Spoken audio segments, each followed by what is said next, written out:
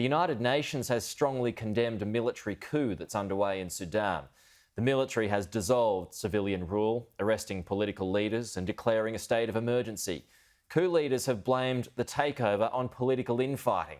Military and civilian leaders have been at odds for 2 years now.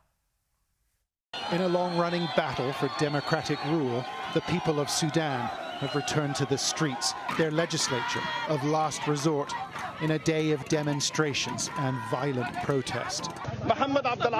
Dozens of people have been injured in clashes reported around the capital, Khartoum.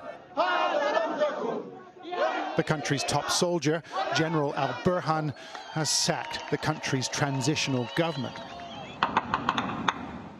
He's also arrested most members of the cabinet, including the country's civilian prime minister, and declared a state of emergency. In these pictures, taken near the city's airport, paramilitary troops lash out at civilians with whips and sticks. The country's mild-mannered Prime Minister, Abdallah Hamdok, has struggled to lead a transitional administration after decades of authoritarian rule.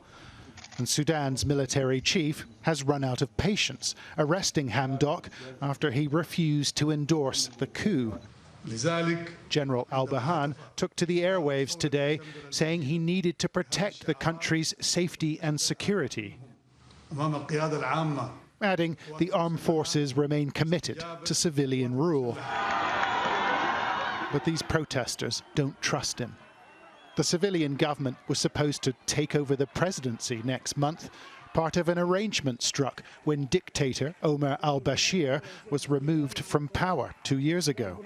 I am at home in Khartoum North. But the country's civilian foreign minister, who spoke to us from her home in Khartoum, said the military leader had lied. Do you feel betrayed by what they have done? Absolutely.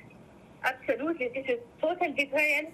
We have met with him last Tuesday, and he committed himself that there would be no coup, and he committed himself to fully referring to the constitutional document. So you say he's broken his word?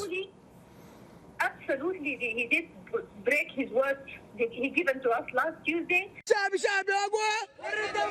Power to the people. Power to the people, they shout, in a country where the military has long made the rules.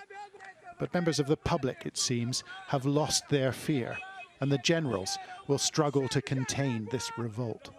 John Sparks, Sky News.